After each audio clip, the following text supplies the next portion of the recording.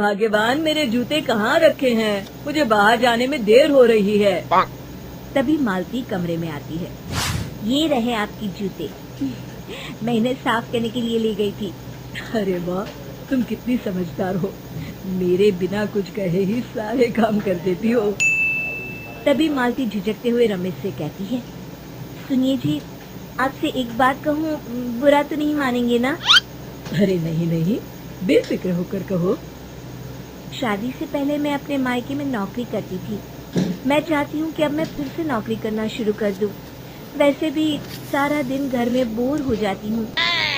देखो मालती, तुम्हारे नौकरी करने से मुझे कोई ऐतराज नहीं है, लेकिन तुम्हें एक बात बता दूं, हमारे खानदान में आज तक कभी किसी औरत ने नौकरी नहीं की।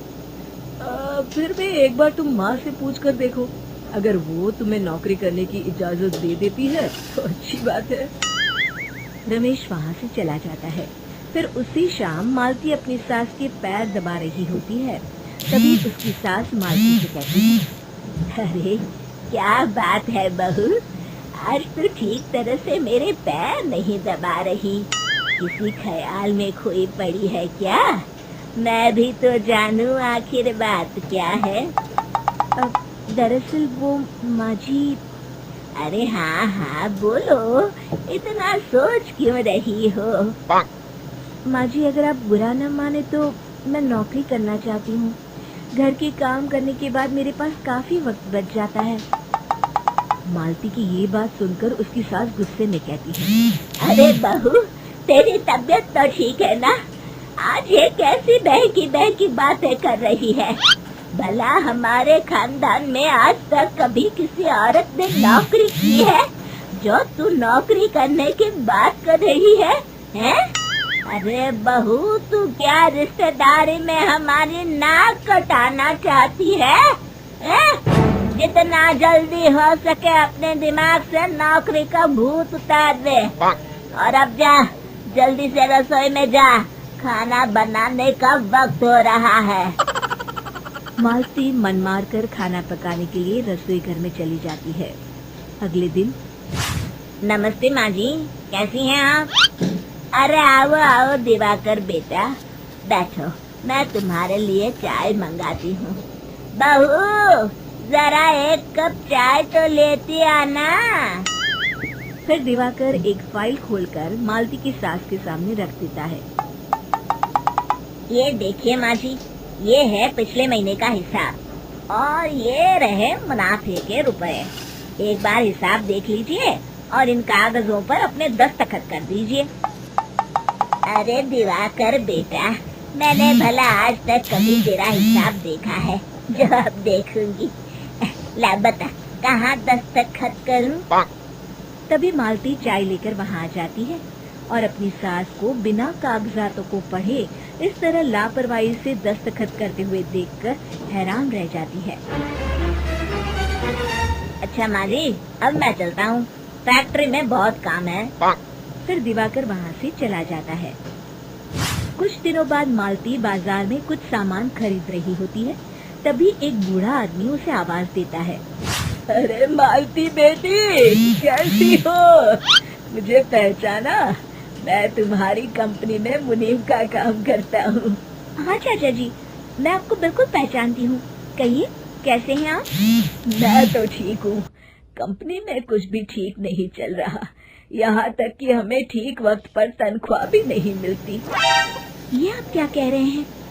अब क्या बताऊँ, आप लोग तो कभी हिसाब किताब देखने दफ्तर आते नहीं। मेरी मानो तो एक बार आप लोग दफ्तर आकर सारा हिसाब किताब देख लो, आपको असलियत पता चल जाएगी। अच्छा बेटी, अब मैं चलता हूँ, देर हो रही है। फिर वो बूढ़ा वहाँ से चला जाता है। वहीं दूसरी तरफ मालती घर पहुंचकर अपनी सास को सारी बात बताती है।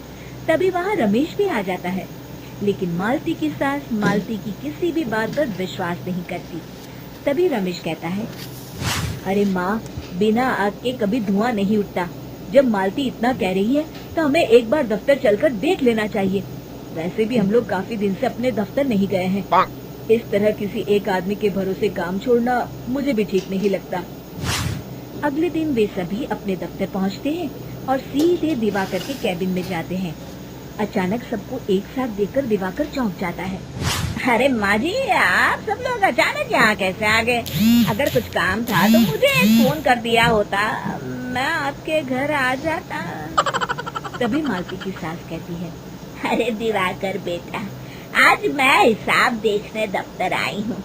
जरा मुझे पिछले 6 महीनों का हिसाब दिखाना तो बेटा। दिवाकर घबराते हुए हिसाब की फाइल मालती की सास को देता है। मालती की सास फाइल लेकर मालती को देती है और कहती है, ले बहू, देख ले हिसाब। मालती फाइल को बड़े गौर से देखती है और अगले ही पल उसे सारी गड़बड़ी समझ में आ जाती है। वो अपनी सास से कहती है, माँ जी, मुनीम चाचा बिल्कुल सही कह रहे थे। हमारी कंपनी में पिछले 6 महीनों में जितना मुनाफा हुआ है, हमें उसका आधा पैसा भी नहीं मिला। यूँ समझ लीजिए कि 1 रुपये में सिर्फ चवन्नी ही हमारे हाथों में आई है। मालती की बातें सुनकर मालती की सास गुस्से से दिवाकर को पूछती है, क्यों दिवाकर, मेरी बहू जो कह रही है वो सच है? दिवाकर समझ जाता है आज उसका भांडा फूट चुका है।